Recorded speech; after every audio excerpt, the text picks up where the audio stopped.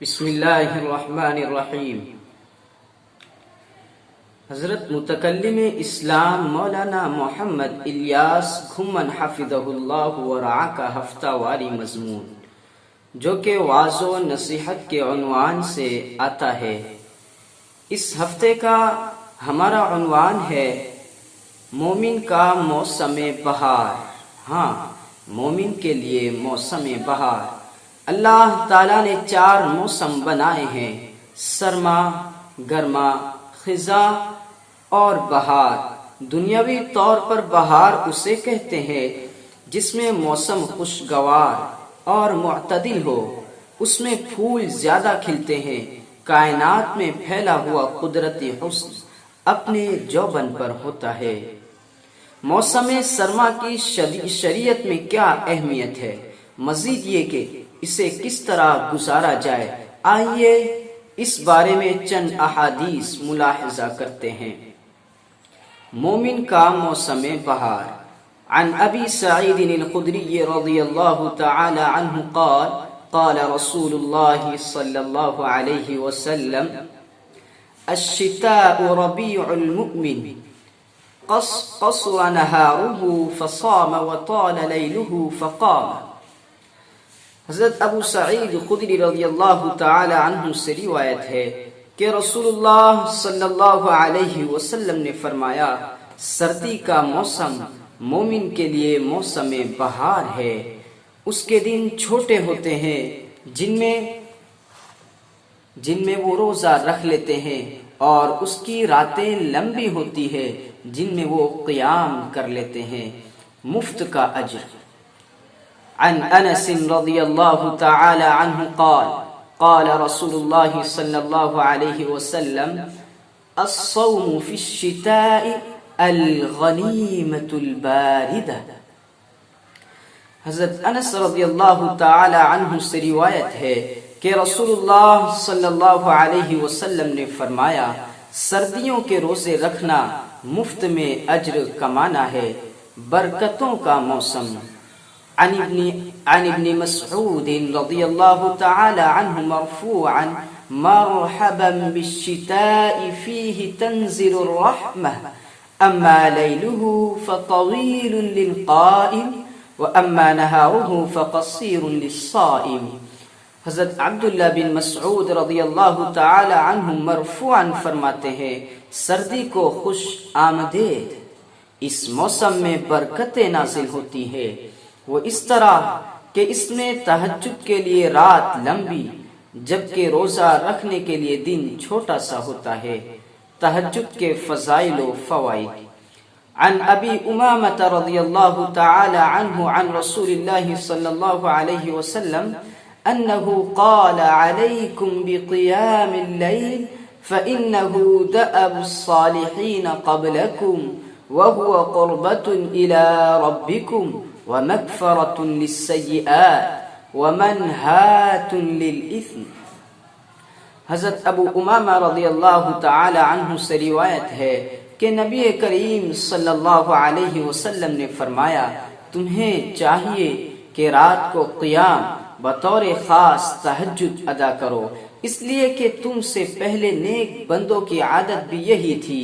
یہ تمہارا اپنے رب سے قربت حاصل کرنے کا ذریعہ ہے، یہ عمل تمہاری برائیوں کو مٹانے والا اور تمہیں گناہوں سے بچانے والا ہے۔ عن علی رضی اللہ تعالی عنہ قال قال رسول اللہ صلی اللہ علیہ وسلم ان فی الجنة لغرفا يرى ظهورها من بطونها وبطونها من ظهورها فقام إليه أعرابي فقال لمن هي يا رسول الله؟ قال هي لمن أطاب الكلام وأطعم الطعام وأدام الصيام وصلى لله بالليل والناس نيام۔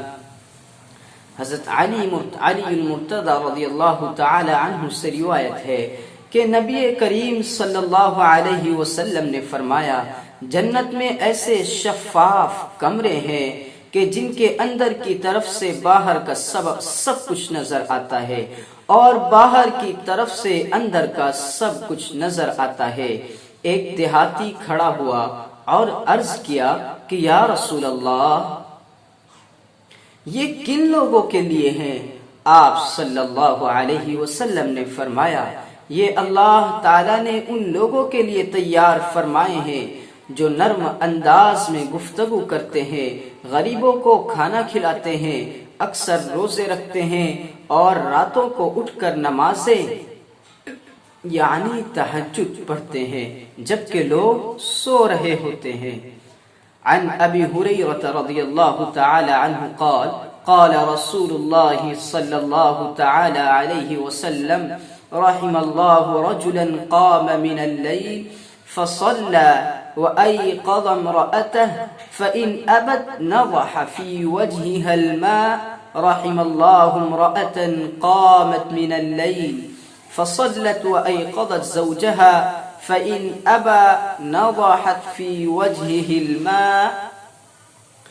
حضرت ابو ایوب رضی اللہ تعالی عنہ سے روایت ہے کہ رسول اللہ صلی اللہ علیہ وسلم نے فرمایا اللہ تعالیٰ اس شخص پر رحم کرتا ہے جو آدھی رات کو اٹھتا ہے اور تہجد کی نماز پڑھتا ہے اور اپنی بیوی کو بھی جگاتا ہے اور وہ بھی نماز پڑھتی ہے، اور اگر وہ انکار کرے تو وہ اس کے چہرے پر پیار سے پانی کے چھینٹے مارتا ہے، اور اللہ تعالیٰ اس خاتون پر بھی نظر کرم فرماتا ہے جو رات کو اٹھ کر تہجد پڑھتی ہے اور اپنے خاوند کو بھی تہجد کے لیے بیدار کرتی ہے، جگاتی ہے، اور اگر وہ انکار کرے تو وہ عورت پیار سے اپنے خاوند کے چہرے پر پانی کے چھینٹے مارتی ہے۔ فائدہ: تہجد کی اہمیت و فضیلت واضح و نصیحت قسط نمبر 2 میں آپ تفصیل سے دیکھ سکتے ہیں اور سن بھی سکتے ہیں اسی چینل پر۔ سوموار اور جمعرات کا روزہ۔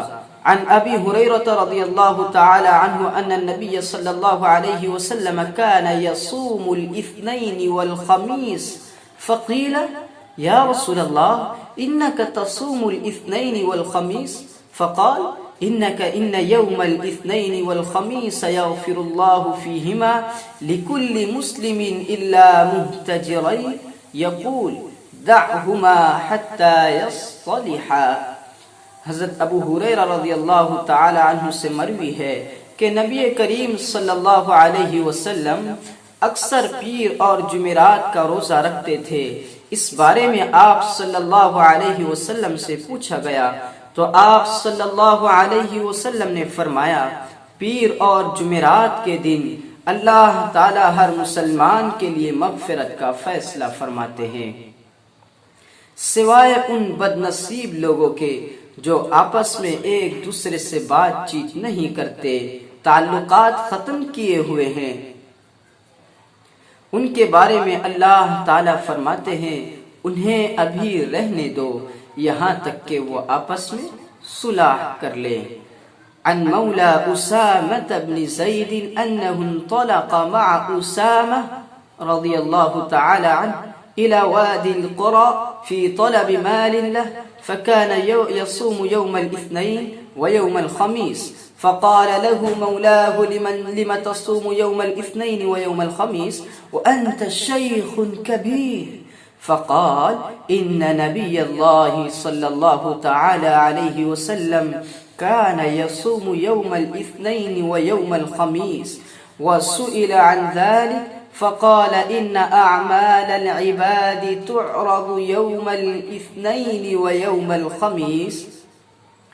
حضرت اسامہ بن زید رضی اللہ تعالی عنہ کے آزاد کردہ غلام کہتے ہیں کہ وہ اسامہ بن زید رضی اللہ تعالی عنہ کے ہمراہ وادی قرا میں اپنے مال کی تلاش میں گئے۔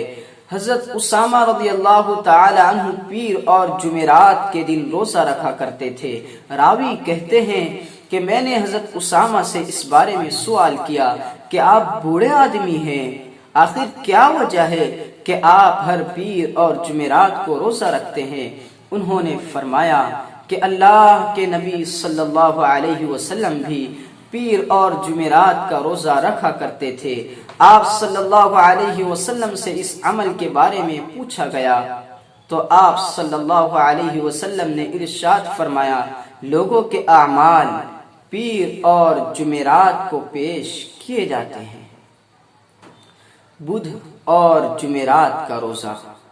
عن انس بن مالک رضی اللہ تعالی عنہ انه سمع النبي صلى الله عليه وسلم يقول من صام الاربعاء والخميس والجمعة بنى الله له قصرا في الجنة من لؤلؤ وياقوت وزبرجد وكتب له براءة من النار۔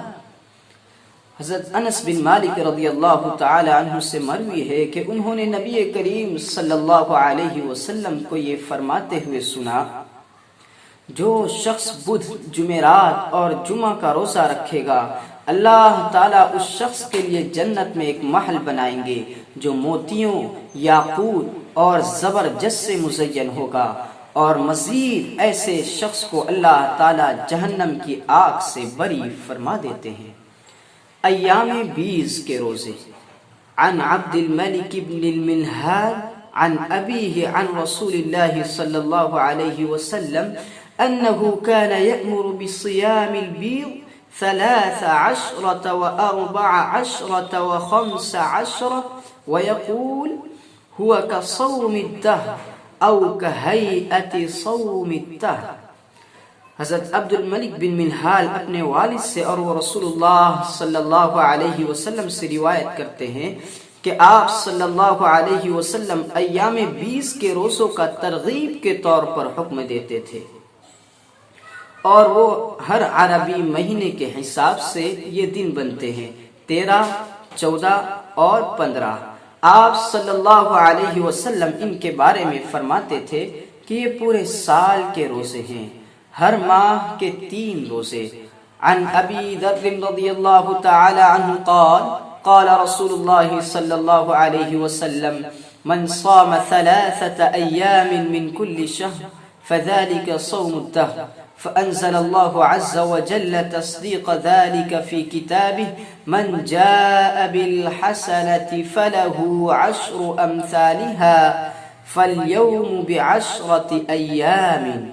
حضرت ابو ذر غفاری رضی اللہ تعالی عنہ سے روایت ہے کہ رسول اللہ صلی اللہ علیہ وسلم نے فرمایا، جو شخص سال کے 12 مہینوں میں ہر ماہ 3 روزے رکھے تو اس کا یہ عمل پورے سال کے روزے کے برابر ہے، اس لیے کہ اللہ تعالیٰ نے اس بات کی تصدیق اپنی کتاب قرآن میں اس طرح فرمائی ہے، جو شخص ایک نیکی لے کر اللہ کی بارگاہ میں حاضر ہوگا، اللہ تعالیٰ اس کے مثل 10 عطا فرمائے گا، تو ایک دن 10 دنوں کے برابر ہوا۔ اس حساب سے مہینے میں 3 دن کے روزے پورے 30 دن کے روزے بنتے ہیں۔ موسم سرما کو غنیمت جانے۔ مذکورہ بالا احادیث سے یہ بات واضح ہوتی ہے کہ سردیوں کا موسم عبادت کا موسم ہے، چھوٹے چھوٹے دن ہیں، لمبی لمبی راتیں ہیں، دن کو روزہ رکھے نہ ہی بھوک اور نہ ہی پیاس ستاتی ہے۔ ان دنوں میں رمضان کے قضا روزے بھی آسانی سے رکھے جا سکتے ہیں، راتیں بہت لمبی ہیں، تلاوت، ذکر، درود پاک، نوافل، قضا نمازیں اور معتبر دینی کتب کا مطالعہ وغیرہ جیسی عبادات میں خرچ کرے۔